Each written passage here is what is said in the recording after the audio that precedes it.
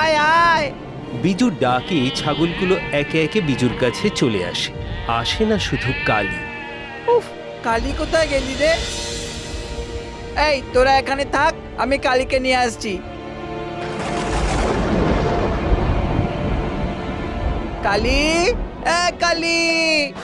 জঙ্গলের মধ্যে একটু ঢুকতেই দেখতে পায় কালী মনের আনন্দে ঘাস খাচ্ছে। এই তো খুব দুষ্টু হয়েছে তুমি, খালি এদিক ওদিকে পালিয়ে যাওয়া না। হঠাৎ বিজুর চোখে পড়ে একটা আলো। ও বাবা, মাটিতে ওটা কি?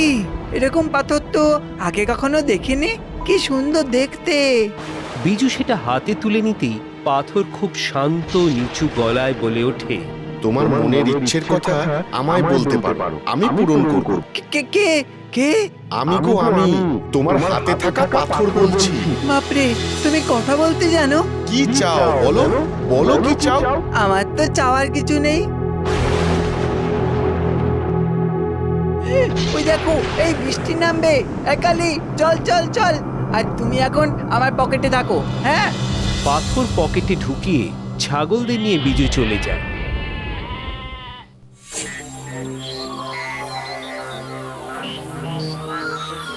এই যে বৌমা, বলছি তোমাদের ধার বাকিটা এবার মেটাও। আর কতদিন ফেলে রাখবে?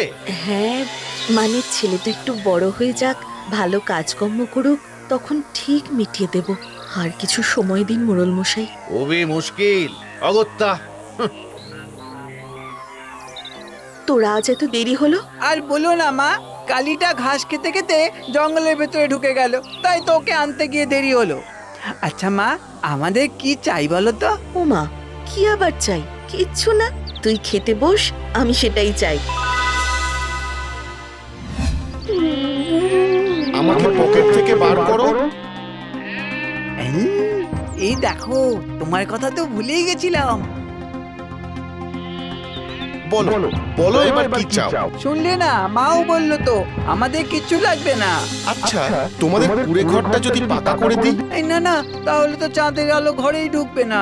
আর যদি অনেক অর্থ দিই যাতে তোমাকে আর ছাগল চড়াতে না হয়? ও মা, তাহলে আমার এই কালী, বেলা, চান্দু, পুঁটি এদেরকে কে খাওয়াবে? হ্যাঁ, কে দেখবে ওদের? মোড়লের ছেলে ঘোতন পিছনে গাছের আড়াল থেকে লুকিয়ে সবটা দেখে আর শোনে। তারপর দৌড়ে গিয়ে খবর দেয় তার বাবাকে।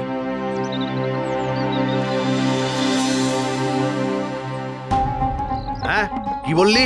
হ্যাঁ গো বাবা, একটা আশ্চর্য পাথর, জানো সে কথা বলতে পারে। পাথর কথা বলছে?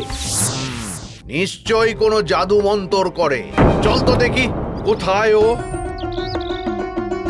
চল।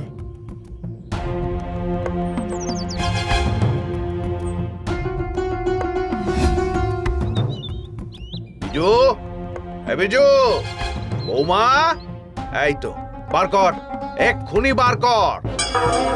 কি জেঠু? জাদু পাথর, যা দিয়ে তুই গ্রামের সবার ক্ষতি করতে চাইছিস। ক্ষতি? না না, আমি কারো ক্ষতি করতে চাই না, বিশ্বাস করুন। একে একে গ্রামের অনেকে এসে জড়ো হয় সেখানে। আর এই কথাবার্তার মাঝেই ঘোতন ভিতরে গিয়ে খুঁজে নিয়ে আসে সেই পাথর। বাবা বাবা, এই যে দেখো, এই যে পাথর কথা বলছে, আমার ইচ্ছে পূরণের কথা বলছে।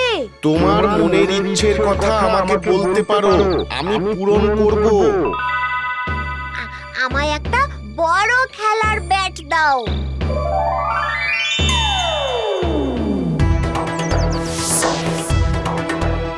আহা, ঘোতন, কি করছিস কি? দে দে, আমাকে দে।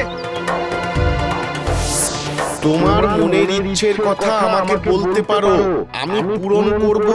আমার এক বাক্স সোনা চাই।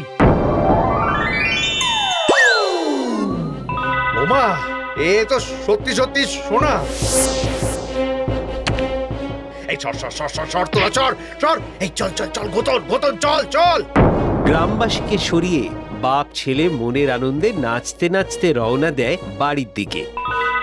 জেঠু, জেঠু, ওই পাথরটা দিয়ে যাও, আমার বন্ধু। কি হয়েছে? কি হয়েছে রে বিজু? ও মা, ওরা আমার পাথরটা নিয়ে চলে গেল। কিসের পাথর? কোথায় পেয়েছিলি? ওই তো জঙ্গলে। ওই পাথরটা আমাকে সব দিতে চেয়েছিল, কিন্তু তুমিও তো বললে কিছু লাগবে না, তাই আমি কিছু চাইনি। কাঁদিস না বাবা, ওই পাথর আমাদের লাগবে না, চুপ কর।